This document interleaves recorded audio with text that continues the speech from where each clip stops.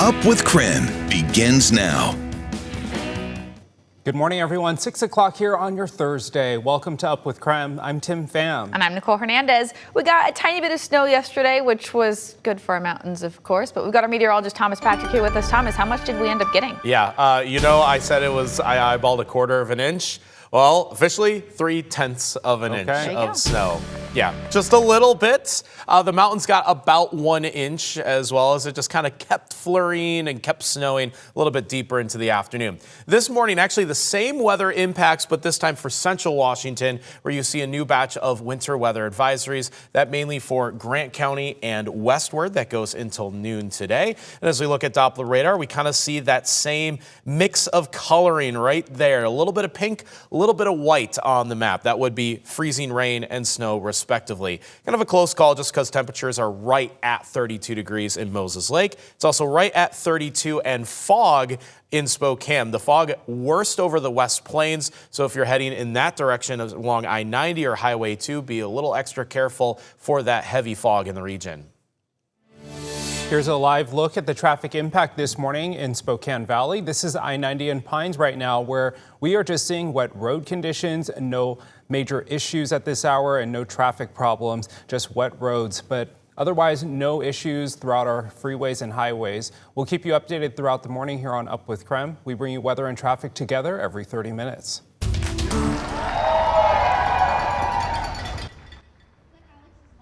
Well, last night, hundreds of people gathered in downtown Spokane to protest and remember Alex Pretti. He was shot and killed by Border Patrol last weekend. The group started at Riverfront Park and walked to the courthouse. Some of the people there said they were standing up for what's right and supporting what they believe in. Because all of our voices matter. It doesn't matter how far or how close you are to what happened. All of us together matter and our voice matters. And if we can all work together, we can make a change. And that's why we're all here. A federal official told CBS News the 2 agents who shot Pretti are now on administrative leave. I would just encourage everybody in our community in the country to be safe, be respectful and careful. That's the message from the Defenders of Democracy in Seattle. They say at last weekend's protest, someone was hit by the driver of a car. That person did not stop, but police were able to identify them. Right now, police are working to find out if the driver meant to hit the protester. The group says starting this weekend, they are assigning crossing guards to keep an eye on traffic and pedestrians. And this morning, we're learning new information about a shooting in North Spokane. One person was hurt, and the search is on for the shooter. Spokane police say the shooting happened around 3 p.m. yesterday. Somebody shot a woman in her front yard. She went to the hospital and is now in stable condition.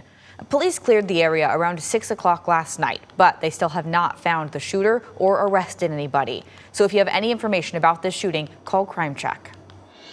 This morning, a Spokane woman accused of threatening to kill an FBI agent and his family is waking up outside of jail. Brenna Doyle was not involved with a protest in Minnesota. However, the 18-year-old left threatening voicemails to an FBI agent that were determined to be true threats.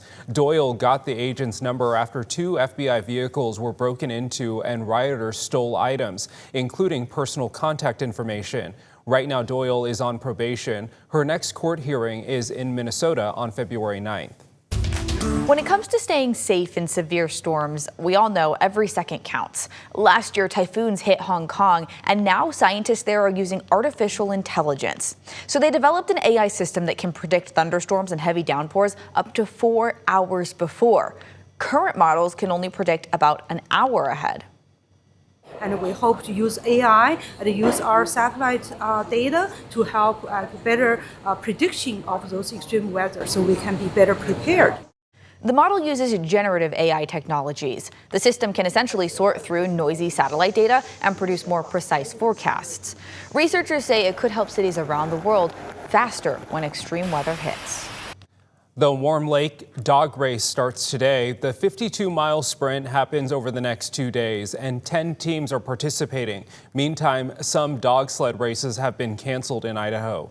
This year, there are 5 fewer teams than originally expected. The race organizer says the teams have been dropping out of the race because they have not been able to train their dogs from the lack of snow. They say the location is what allows them to race.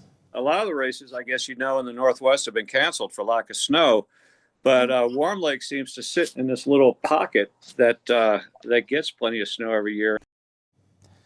The Idaho sled dog competition usually has a 300-mile and 100-mile race as well, but those were both canceled this year because of the lack of snow. At 6:05, another look at our weather forecast. We're just cold enough for some icy weather impacts in central Washington and perhaps for some freezing fog around western Spokane County as well. Just eyeing down these temperatures. It's not all that cold for January, but these couple spots where it's 32 degrees has caught my attention. So western Spokane County and around Grant County would be two trouble spots this morning before things warm up above freezing. And it will very comfortably 41 degrees, the high temperature today. So the precipitation is just going to be liquid rain, though there is a bit of freezing rain or maybe even light snow around central Washington first thing this morning. It's back for another year. The annual Spokane Boat Show starts today. KREM 2's Brandon T. Jones is live at the Spokane Interstate Fair and Expo Center for us this morning. Brandon, there is so many beautiful boats behind you. You have your eye on anything? That's right. Well, I've always got my eye on a boat or two. Good morning, Tim, Nicole, and I've got my eyes on a boat for you all as well. So let me know what you like, and let me see if I can find something that might just be the right fit for you. I've got Scott here. He probably can find you something a little bit better than I could. And how you feeling? I'm feeling good. I mean, we're out here. We're in the Trudeau Marine booth. They're locally owned and operated and been here for many, many years. Great people to work with. They're selling the Boston Whalers.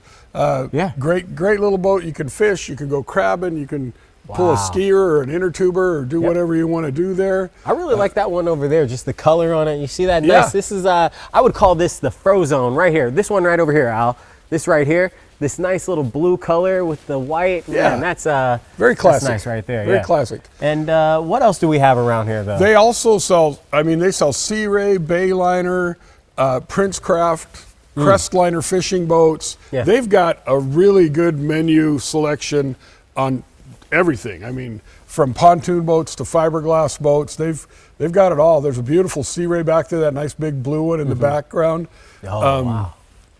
Yeah, they do a great job. They're all out here. There's something for everybody, whether you want a little boat or a big boat or a pontoon boat. It's all here. Well, imagine this is like a reunion for you, when you get to come back here, each year, and it's a tradition, So how cool is that, knowing that this is something that a lot of the folks around here, they look forward to? Yeah, and they should. We're very, very lucky to live in this region, to have the quality of dealers that we have that come to the show. They take the time to take these trailers, or take the boats off the trailers, get them on the ground where you could come in and look at them and see what they're all about. And that's a big deal. There's a lot of decisions to make when you're buying a boat, and everybody here just wants to get you in the boat that suits your lifestyle. If you come out and say, I've got my kids and my grandkids out, and we want to go do some inner tubing and have a picnic lunch on the boat. They're going to ask you questions about how are you going to use this boat? Are you going to go water skiing and wakeboarding and all that kind of stuff? Maybe you want to lean this way. They also sell the Heydays back there in the back, Al. It's a boat that's specifically made for wakeboarding. Or it's beautiful. Skiing, it's beautiful. Great boats. We appreciate you, Scott, and we want you to know out there, if you do come and buy a boat this weekend, please invite us to be your guest. I'm a great guest out there on the boat. Good guest. There's certain rules to being a guest on a boat. That's right. Don't bring Cheetos. No. We'll talk about that in a little bit. So thanks, Scott. We'll toss it back to you in the studio. I'm interested.